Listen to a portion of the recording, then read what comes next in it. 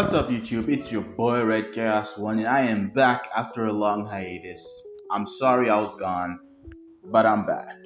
So, I just watched Spider-Man: No Way Home, and I thought I could, share my thoughts about this movie, this Marvel movie that's been honestly one of the most hyped superhero movies of 2021. I think.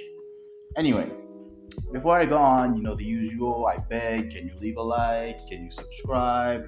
Can you check out my web novel, Phantom Drake, which is an action high fantasy story, which you will love if you don't want your generic medieval fantasy story and you're interested in fantasy with sci-fi elements, and anime fans will like it because of its fights that are straight out of a shonen jump manga. And yeah, also I have a Discord, I have a Twitter. You just go to my description and you find most of that stuff out. So anyway, Spider-Man: No Way Home. Where do I even begin? Okay, let me begin by saying how much I love this story. Like, the acting was on point, the action was great, the story, the characters were okay and likable, and like a lot of us were worried, like a lot of us who grew up watching the Raimi Spider-Man movies were obviously worried about how the villains would be handled, like the Green Goblin, Doc Ock. And I have to say, those are the two best actors, the best performances in the entire movie. Like William Defoe's Green Goblin, you can't even think that he had left the role. Like, he was amazing. Like, there's this scene where him and Spider-Man are fighting in a hotel, and Spider-Man just keeps hitting him in the face over and over and over and over again. And then Goblin just looks at him and smiles and just begins laughing in his face. Like, that scene was amazing. I mean, he suplexes him through multiple floors of a building. I mean, I walked out of this one with Green Goblin and I loved him. I also loved Doc Ock. I love that they didn't go back on his development from Spider-Man 2. And yeah, I'm glad that a lot of characters got their time to shine. The only characters who I found you could say were specifically shafted, which makes sense. Like, this movie has a big cast of villains, so you couldn't get everyone, or mainly the Lizard and Sandman. But even then, they still gave them enough screen time that I really can't complain that much. And yeah, the action was great. The only complaint that I could have over the action was in the final fight, where all three Spider-Man show up. Like, oh yeah, like, confirmed. I mean, you obviously know this by this point. Garfield and Maguire show up, and they also deliver great performances, especially Garfield. Like, I think Andrew Garfield in this one was like channeling his inner self, his real self, instead of his character, because he just kept talking about how cool everyone is, how he sucks, which is probably stuff he got told a lot on the internet. And then there's a fight where Tobey Maguire is like, no, you're amazing, like, dude. Like, if I were to describe the Spider-Man, I would say it's the most fan servicey Spider-Man. It's a Spider-Man with the most fan service in it. Now, on the action scene, why I didn't like the final action scene was mainly because I thought both Spider-Mans would have a different fighting style. That would make each one of their fights unique to watch. Like, I thought Tobey would be more brute force, Andrew Garfield would be more agility and speed, and MCU Tom Holland Spider-Man would be gadgets, because that's mainly been his thing. So yeah, I thought that would be the fighting styles that they would bring to it, but they just all fought the same. It isn't that the final action scene is bad or anything. It has some great moments, like Andrew Garfield Spider-Man saving MJ from death. And also, MJ, let's talk about that. So, everyone remembers when they started the new Spider-Man trilogy, Marvel was like, no, she isn't MJ. She's someone else. She's Michelle Jones, her own character. And they finally just dropped the rules here. She's MJ. Why were they so afraid of just making her MJ? Like, guys, come on. Yeah, there were people who'd be upset, but I don't think that many people cared about a black MJ. I mean, there were those who cared, but I didn't care that much because the previous Mary Jane Watson hadn't exactly been interesting. But still. So the final action scene was okay. As far as when they were fighting the other villains, The best fights in this movie are involve the two same characters. Like when Goblin and Spider-Man fight for the first time, that is one of the best action sequences. And also their second time when Peter is just laying into Norman Osborn because Norman killed Aunt May. So this movie, when I said it was the biggest fan service Spider-Man movie, I didn't just say it bringing elements from the previous movies, like the characters from the previous movies. It's also because Marvel seems to have course corrected a little too hard. Because at the end of this movie, Aunt May is dead. She gives the speech of great power, great responsibility. So the fans were getting upset that that wasn't there with Uncle Ben, are stated. Spider-Man cuts all ties with Tony Stark due to the fact that everyone forgets him. Yeah, that happens. I'll explain how we get to that. And he makes his own suit, and he's now living in a poor apartment. So yeah, Peter is the Spider-Man that everyone who was complaining about the MCU Spider-Man wanted. Am I pleased with that? Not really. I kind of like this Spider-Man because of how unique he was in general to the other Spider-Man. And now we've just gone back to the standard status quo of all poor Peter Parker. So yeah, I just didn't like that. Now, one thing about this story that I would say was its underlying theme was that actions have consequences. And what do I mean by that? So let's start by going to where our movie begins. Like, if you even know anything about this movie, even from the previous movie, you know that Peter's identity is out. Everyone knows that Peter Parker is Spider-Man. And Peter, rather than going to, I don't know, Pepper Potts, the head of Stark Industries, who he has ties to, might I add, through Tony, in order to get protection from May, in order to get help, stuff that might have been given to other Avengers. I mean, he is an Avenger right now. Peter goes to Doctor Strange, and he's like, I want a spell that can make people forget I was Spider-Man. And like, we know the usual Strange that's going through the spell, and when Peter finds out that everyone forgets that he was Spider-Man, he interrupts the spell. So here's the first part where I think consequences have actions. Peter went to Strange in order to shy away from the consequences of his identity being released. He didn't want to face them. And thanks to that, he had his consequences that actions. He wanted everything, but you really can't have everything in life. So he interrupts the spell. Everything seems fine. He walks away. There's the MIT stuff, college stuff, where him and MJ and Ned. Can I just mention how much I dislike Ned? Like, I have nothing against the actor, but Ned's brand of comedy really doesn't work for me. So yeah, Ned, they're Peter with the head with the same woman are on the bridge, and then Doc Ock attacks, and they have a pretty decent action scene until Peter hacks into Doc Ock's suit tentacles and controls them and gets him back on the bridge, tying him up with them. And then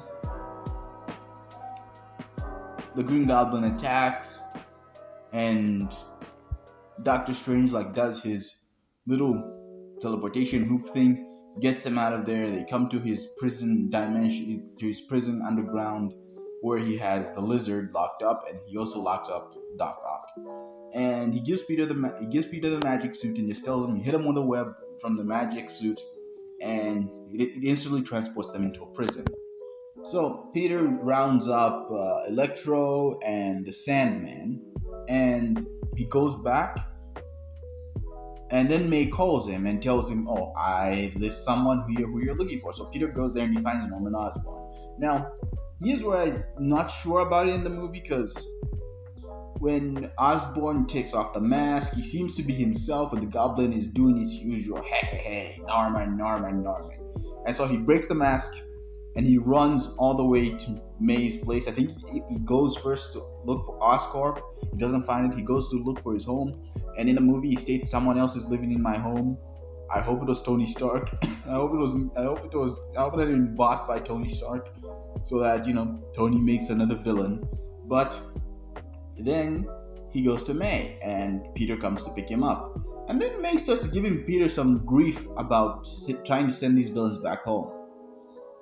He's like, it's best for everyone, which, to be honest, is the sane option. Send these dangerous homicidal killers back to their homes.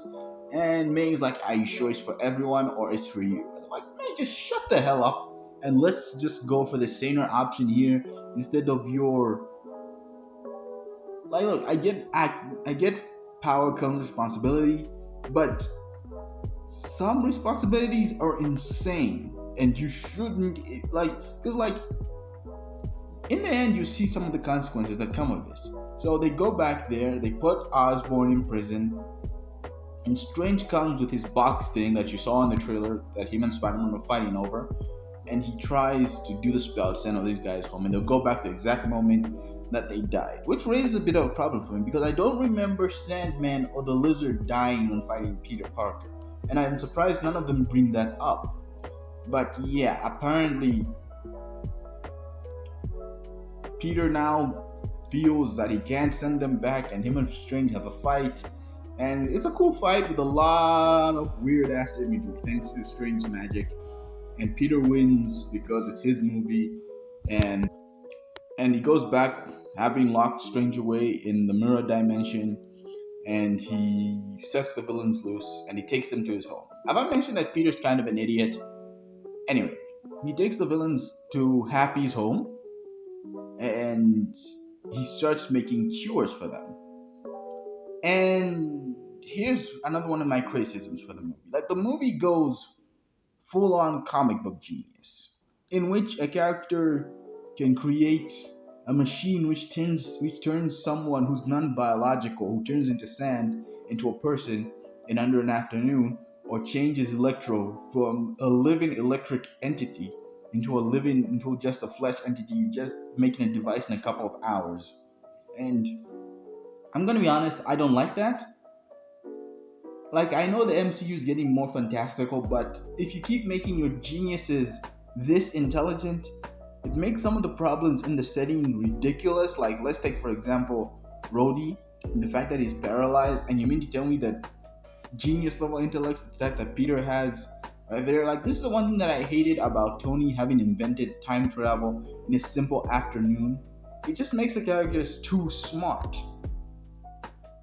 And it leaves a lot of problems in the setting, because you can't have problems like, oh, this character is suffering from cancer, and yet you have Underwear Man over here who can make a device that can absolutely change someone's biological structure in an afternoon.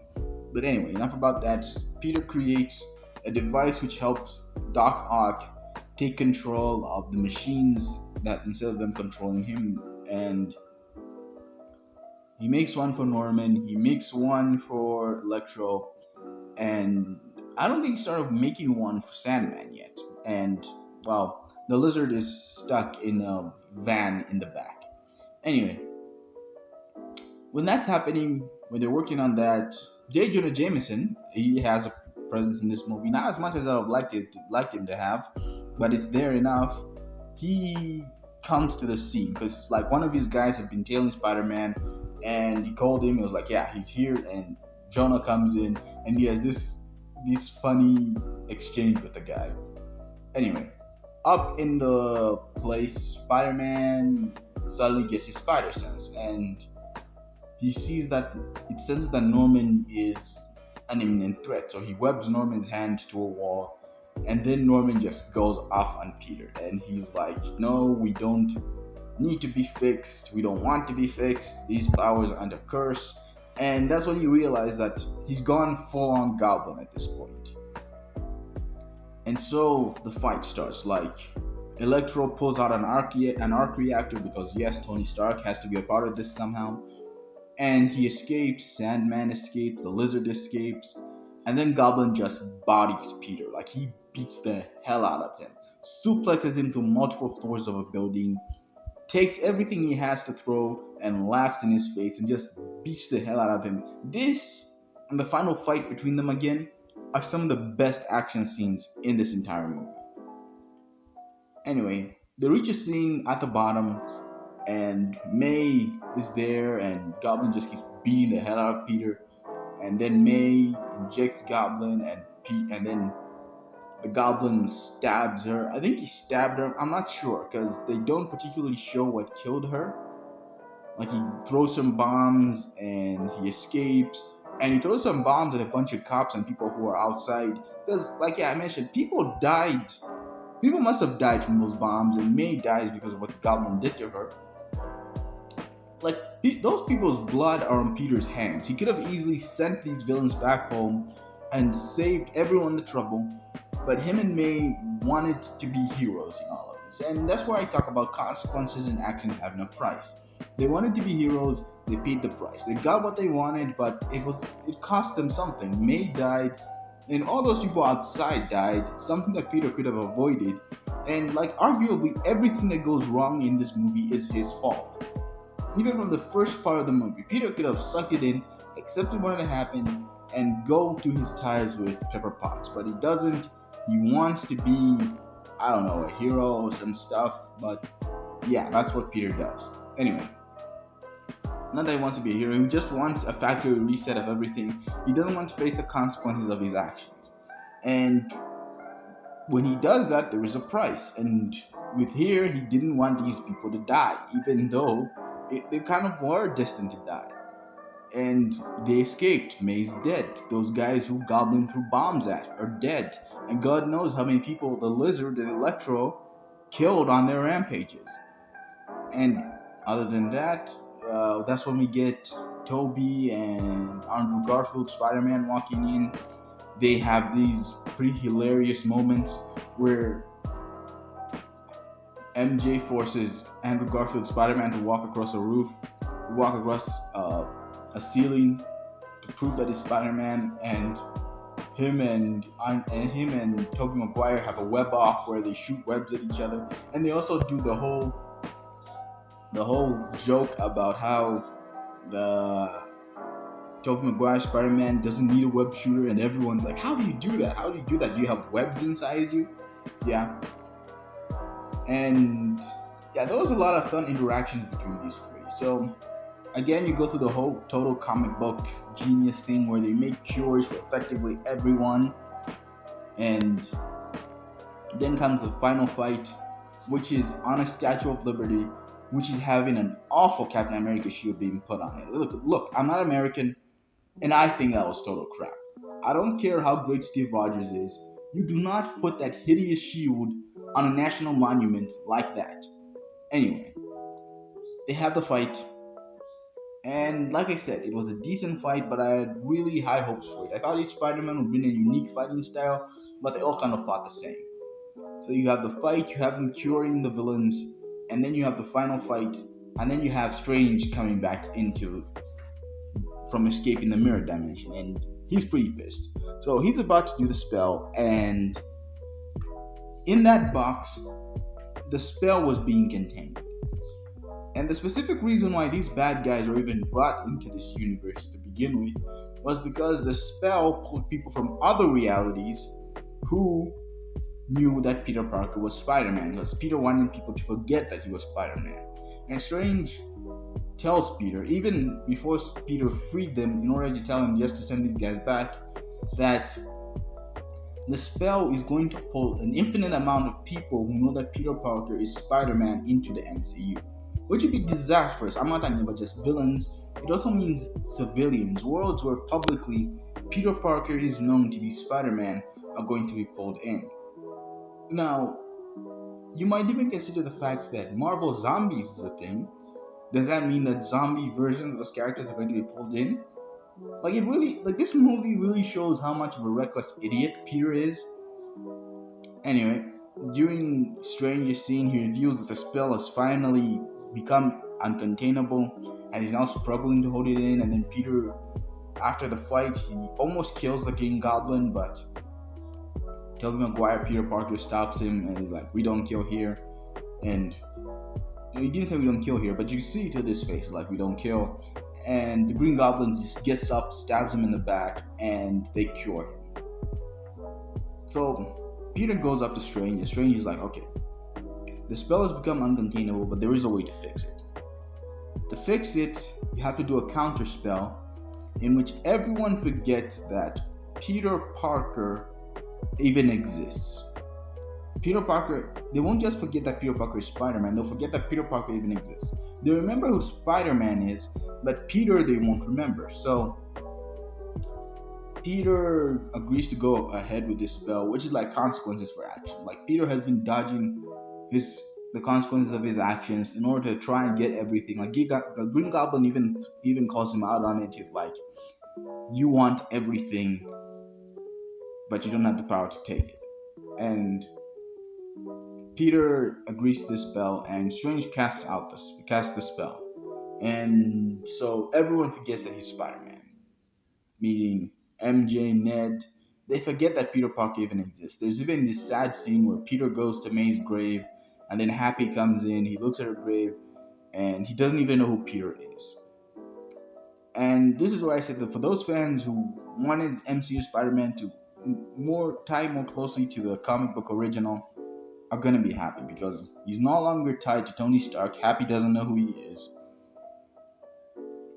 MJ and Ned don't know him. He's not even going to MIT. Peter is now a broke guy living in some shitty apartment, and he made his own suit. He's no longer using the Stark suit. So no more Iron Spider-Man, which is kind of a bummer because it feels like it retcons away everything that's happened. Not that it retcons away, but it makes a lot of it meaningless.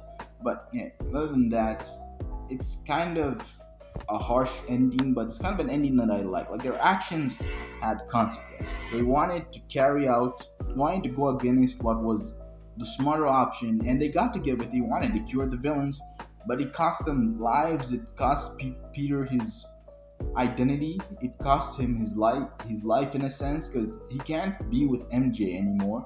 It's going to be awkward. She doesn't know who he is. And he's stuck to being a normal Spider-Man, like we know from the comics, so that people wanting to see. And that's where the movie ends, and we get the trailer for Doctor Strange Multiverse of Madness, which, yeah, I'll probably make a video where I talk about that one. But one thing which I will state about this ending is that there is potential in it. Now, as far as why they ended it like this, I've been hearing some rumors from people who are stating that Marvel thinks Spider-Man is an unreliable thing thanks to Sony, so they want Peter to vanish into the background of the MCU, where they can probably take him out and use him without affecting much because he's no longer tied to most of their important stuff like Iron Man. Yeah, so as far as this ending goes, I think it has some potential. The Spider-Man mythos are very big, so at this point you can now introduce a brand new supporting cast for Peter. You can introduce a new love interest. You can introduce the Black Cat. You can introduce a new best friend. As I've mentioned previously, I hate Ned. But still, the ending was a bit harsh, a bit of a downer, but I pretty much liked it. Actions have consequences. And those who wanted a traditional Spider-Man will also love it. So, yeah, the movie was fun, fantastic, spectacular, amazing, ultimate, sensational. It was a fun movie with a lot of enjoyable elements. So, if I were to score it a 1 out of 10, I'd give it an 8. Some stuff like some of the humor wasn't that great, some of the jokes didn't land that well, but some of them were amazing. Like Green Goblin does, I happen to be a scientist myself, and that just set the entire cinema on fire. So yeah, there were those jokes. The action was decent, and yeah, it's not a bad movie. It's not an average movie. It's a great movie. It's a great superhero movie. A fun popcorn flick that you will remember. So, yeah, this has been Red Chaos 1, and I am signing off.